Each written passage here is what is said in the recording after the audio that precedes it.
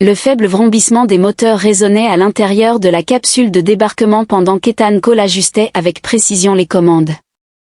Seul depuis plus de 2 ans à dériver dans l'espace à la recherche d'une planète habitable, il avait abouti ici, à ce que les instruments à bord du vaisseau Prométhée appelaient Kepler 179b, un monde en apparence parfait avec de vastes océans, des montagnes enveloppées dans une brume dorée, comme l'indiquaient les capteurs, une atmosphère riche en oxygène similaire à celle de la Terre. Moment de vérité. Ethan marmonna alors que la capsule traversait la fine couche de nuages desquels eût percé le voile atmosphérique, il fut accueilli par une scène qui semblait avoir été peinte par des mains divines. Les champs de fleurs scintillaient dans des nuances irisées de bleu et de violet, tandis que d'immenses arbres aux canopées dorées se balançaient dans la brise. C'était comme le jardin d'Éden, mais il savait que c'était l'espace profond où les paradis se dissimulaient presque toujours. Les prédateurs l'atterrissage s'est déroulé en douceur, à l'exception d'une légère secousse au tout dernier moment. Ethan défait son harnais. Il prit son fusil plasma et sortit de la capsule. L'air était doux, rappelant le parfum des fruits frais mêlés à une touche de sel marin. Il prit une profonde inspiration et pouffa nerveusement en se demandant s'il s'agissait d'un rêve. Alors qu'il se promenait parmi les arbres, il commença à répertorier tout ce qu'il voyait, des plantes translucides aux pulsations douces, de minuscules insectes lumineux émettant un son semblable à un chuchotement, et un ciel avec 2 lunes commençant à se lever à l'horizon. C'était incroyable, et puis il l'entendit, un rire, non, plusieurs rires. De genre féminin, Ethan pivota rapidement, son fusil levé, mais ce qu'il vit accéléra les battements de son cœur. Des femmes, ou quelque chose s'en approchant, émergeaient des arbres. Ils étaient grands et minces, avec une peau brillante et des teintes allant de l'or à l'émeraude. Leurs cheveux flottaient comme s'ils obéissaient à leur propre gravité et leurs yeux scintillaient comme des étoiles. Une d'entre elles s'avança en penchant la tête avec curiosité, presque humaine, et lui demanda d'une voix douce qui caressait ses oreilles. Ethan abaissa lentement les armes, incapable de croire à ce qu'il voyait. « Vous parlez ma langue, nous apprenons vite, » dit un autre apparaissant à côté de lui. Ils rirent entre eux, produisant un son envoûtant qui semblait résonner dans sa poitrine. Il ressentit une chaleur parcourir son corps mais ignora l'envie de reculer. « Je m'appelle Ethan, » dit-il en essayant de rester calme, « je viens de la Terre, une planète lointaine. » La première femme s'approcha en tendant la main. Ethan hésita mais finit par accepter le contact, sa peau était chaude, douce, et il ressentit quelque chose d'apaisant. « Bienvenue aux voyageurs d'Elysia. » Les heures s'écoulaient rapidement pour Elera alors que le groupe le guidait à travers une plaine ouverte où de petites créatures volaient en formation parfaite. Il partagea ses récits et ils lui posèrent des questions curieuses sur la Terre, les étoiles et les voyages spatiaux. Il semblait fasciné par lui, et lui, à son tour, ne pouvait détacher son regard de Elera. Il y avait quelque chose de magnétique en elle, comme s'il l'avait connue auparavant. Finalement, ils s'arrêtèrent dans une clairière où des arbres imposants formaient une sorte de cathédrale naturelle. Ils l'entouraient, chacun souriant d'une manière à la fois accueillante et perturbante. Lara se tenait devant lui, si proche qu'il pouvait sentir la chaleur de son souffle. « Tu es unique ici, » dit-elle presque à voix basse. « Nous n'avons jamais vu quelqu'un comme toi. » Il sentit son visage rougir. « Eh bien, je suppose que je suis le seul humain, mais tu n'es not exactly ordinary ether. » Elle rit doucement, sans prévenir, s'approcha encore plus, ses mains touchant son visage. « Il y a quelque chose d'exceptionnel en vous. » Le baiser s'est produit avant qu'il ne puisse y réfléchir. Il était doux mais chargé d'une énergie qu'il n'avait jamais ressentie auparavant. L'air autour d'eux semblait vibrer, pendant un instant, tout a disparu, même les arbres. Les autres femmes, même le son du vent, semblaient n'exister que toutes les deux, mais soudain la vibration changea, devenant plus profonde, un rugissement lointain qui figea toutes les femmes, « Il arrive. » Elle, les yeux grands ouverts, se retira d'Ethan, ses yeux maintenant emplis d'inquiétude, et chuchota, « Nous devons partir maintenant. » « Que se passe-t-il » Ethan demanda avec confusion à Kraakelera, presque crachant le nom, le seul mal qu'il ne tolérera pas ici. Ethan saisit instinctivement son fusil. S'il pense pouvoir m'intimider, il va être surpris. Elera attrapa son bras. « Tu ne comprends pas, il n'est pas comme nous, c'est une arme vivante. » Un son résonnait à travers la clairière, rappelant le rugissement d'une bête mêlé au grincement du métal. Le sol a commencé à trembler et les femmes ont commencé à courir. Ethan n'avait d'autre option que de suivre les battements de son cœur. Il marmonne ironiquement, bienvenue au paradis, espérant juste vivre assez longtemps pour en partir. Le rugissement s'intensifia, résonnant à travers le sol et les os d'Ethan. Il sprinte derrière Ira et le groupe de femmes, esquivant les arbres massifs et sautant par-dessus les racines qui s'entrelacent comme des labyrinthes. La lumière naturelle, qui avait auparavant baigné tout dans une teinte dorée céleste, commença à s'atténuer, laissant place à une obscurité oppressante. Allez-vous me dire exactement ce qu'est cette chose, ce crack? Ethan a crié en luttant pour suivre le rythme frénétique de LRA. Il est le protecteur de cette planète, répondit-elle sans ralentir, mais il est aussi possessif et violent. Il n'a jamais accepté un autre mal ici. Tu es une menace pour lui, une menace. Je ne suis qu'un astronaute perdu. Ethan faillit trébucher mais parvint à garder son équilibre. Pourquoi diable ne m'as-tu pas prévenu plus tôt? LRA se retourna vers lui, ses yeux brillant même dans l'obscurité croissante. Je voulais que vous ayez l'occasion de voir Alésia avant qu'il ne vous trouve. Avant qu'Ethan ne puisse répondre, le bruit de quelque chose de massif se déplaçant à travers les arbres les atteignit, un bruit suivi par le fracas des troncs qui se brisaient, ce qui fit s'arrêter tout le monde. Les femmes échangèrent des regards paniqués, mais c'est Ira qui donna l'ordre de courir vers la vallée. Ethan eut à peine le temps de réagir avant qu'ils ne repartent. Il les suivit en tenant fermement son fusil à plasma, les capteurs de sa combinaison clignotant de manière erratique, enregistrant l'approche de quelque chose d'énorme, quelque chose de rapide. Ils atteignirent une zone dégagée, une vallée entourée de rochers imposants et tapissée d'herbes qui brillaient d'un bleu argenté sous la lumière de la lune. LRA s'arrêta brusquement, entraînant Ethan derrière une grande formation rocheuse.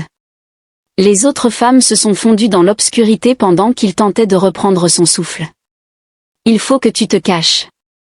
LRA affirma d'une voix ferme, bien que ses yeux trahissaient une inquiétude, s'il te trouve, je ne me cache pas.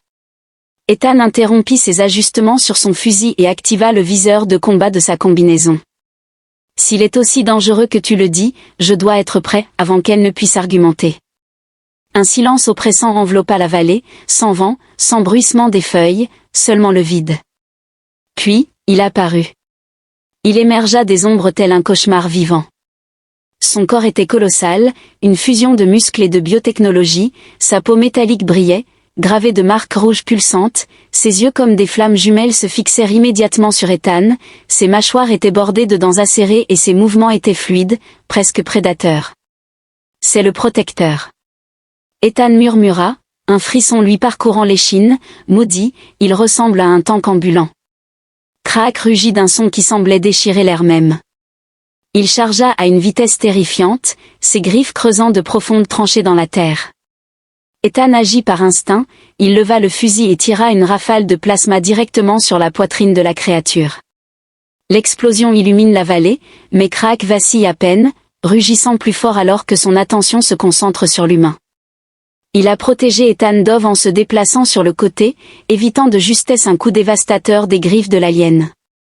L'énorme rocher sur lequel il se tenait quelques instants plus tôt se brisa en fragments. « Vous ne pouvez pas le combattre ainsi », s'écria LRA en émergeant de derrière le rocher.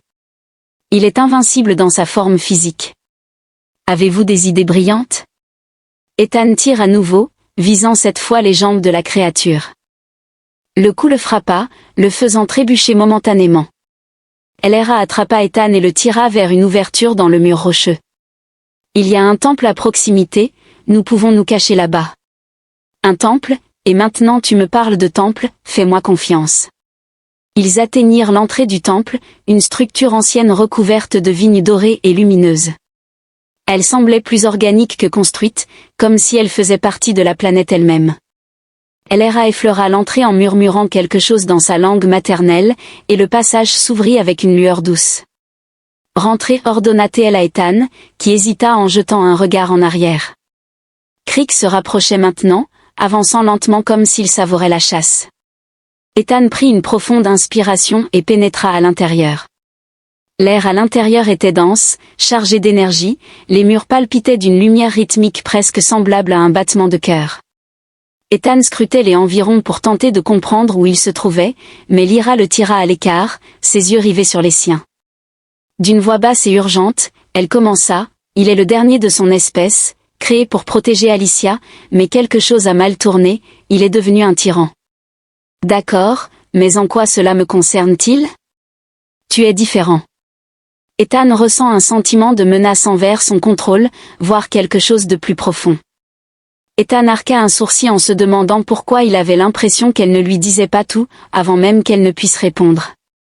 Le sol a tremblé. Une fois arrivé au temple, Crack fit retentir son rugissement à travers la structure, faisant vibrer les murs. Ethan leva à nouveau son fusil, mais Elera attrapa sa main. « Tu ne peux pas le vaincre par la force, dit-elle en le regardant droit dans les yeux, mais il y a une autre manière. Il serait maintenant opportun d'expliquer qu'il y a une arme ici, un ancien relique créé pour détruire Crack, mais seul un étranger peut l'activer. Cela semble bien commode. » Ethan marmonna en ajustant le fusil sur son épaule, se demandant où se trouvait cette arme. Elera indiqua le centre du temple où un piédestal brillait d'une intense lumière bleue. C'est là que K.A.C. pénétra dans le temple, ses griffes raclant contre les murs alors qu'il rugissait, les yeux fixés sur l'humain.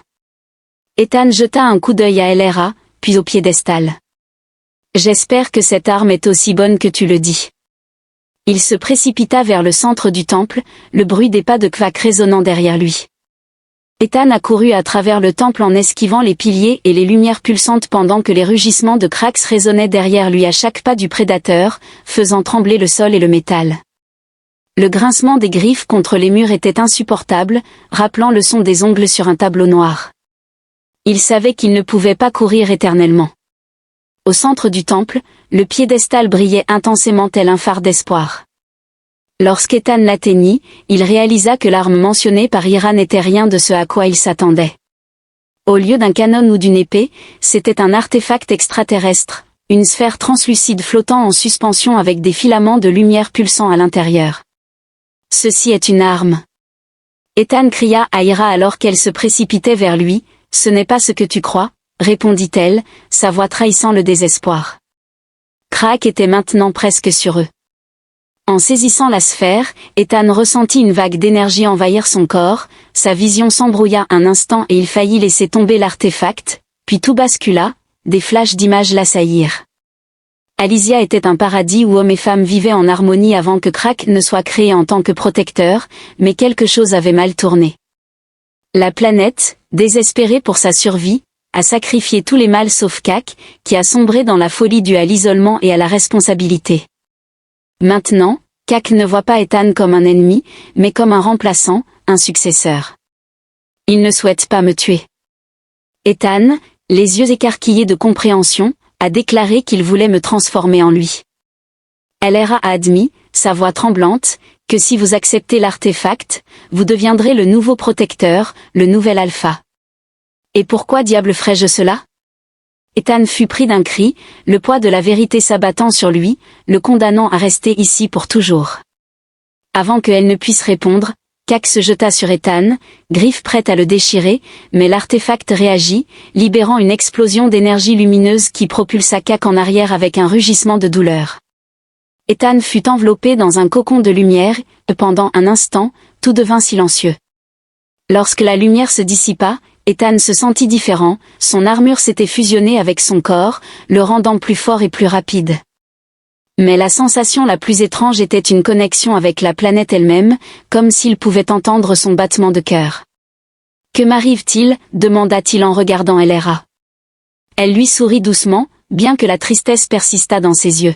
« Tu fais désormais partie d'Elesia, tu ne peux plus partir. » « Mais je n'ai pas choisi cela, » protesta Ethan, sa frustration montant. Elera s'approcha, touchant doucement son visage. « Tu as choisi lorsque tu m'as sauvé, lorsque tu nous as sauvés. » Crack n'était pas seulement un protecteur, mais aussi un tyran. Maintenant, avec vous, nous avons l'opportunité de commencer un nouveau Crack blessé lentement. Se levant, il regarda Ethan non plus avec colère mais avec quelque chose ressemblant à de l'acceptation. Avec un dernier rugissement, il se désintégra en une cascade de lumière dorée, abandonnant son rôle à Ethan. Le silence qui suivit était définitif. Ethan fixa son regard sur Ira, puis sur l'artefact toujours lumineux dans sa main. Maintenant, je suis le nouveau Alpha, mais qu'est-ce que cela signifie vraiment? Elera s'approcha, ses yeux s'adoucissant avec un mélange de gratitude et de chaleur. Cela signifie qu'Alysia est désormais votre foyer, vous n'êtes plus seul. Les mois qui ont suivi ont été un tourbillon. Ethan s'est adapté à son nouveau rôle en découvrant que le fait d'être l'alpha ne signifiait pas gouverner d'une main de fer, mais plutôt servir en tant que gardien. Il protégeait la planète et ses habitants tout en apprenant sur leur culture, leur histoire et leurs secrets. Plus important encore, il a trouvé quelque chose qu'il n'avait jamais eu auparavant, un sentiment d'appartenance. Elera et les autres n'étaient pas seulement des compagnons, ils étaient sa nouvelle famille. Avec le temps, lui et Elera sont devenus encore plus proches, leurs moments ensemble étant empreints d'une tendresse et d'une connexion qu'Ethan n'avait jamais connue. Une nuit, sous la lueur des 2 lunes, Elera était assise aux côtés d'Ethan sur une colline couverte de fleurs luminescentes. « Tu as tout changé », dit-elle en posant sa tête sur son épaule. « Moi aussi », répondit-il en regardant le ciel étoilé. Je pensais que ma mission était de trouver une planète habitable pour l'humanité, mais peut-être ai-je trouvé où je suis vraiment censé être. Elera sourit en tenant doucement sa main. Tu n'appartiens pas à Alysia. Ethan, Alysia vous appartient.